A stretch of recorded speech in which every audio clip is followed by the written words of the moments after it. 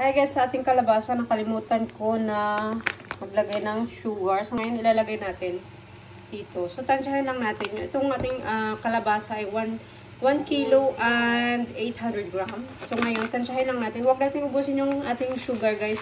Tansya lang. Ayan, sugar. So, anong ibig daw sabihin yan? 2.5. Ibig sabihin, sa 1 kilo, 1 kilo fruchte, so, halbe galiert. Zucker. So, ibig sabihin, was heißt das, Schatz? 1 Kilo Früchte für 500 Gramm Zucker. Was?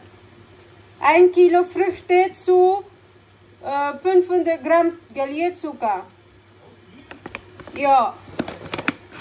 Ja. Und das ist ja fast 12 Kilo.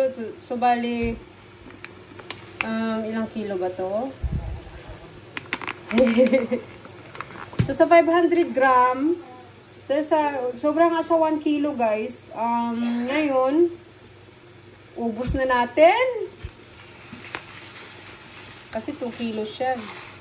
Pero dahil nga hindi yan siya tamis. Hindi naman kasi maasim yan. Wait lang, magbabawas tayo ng sugar. You guys, thank you for watching guys.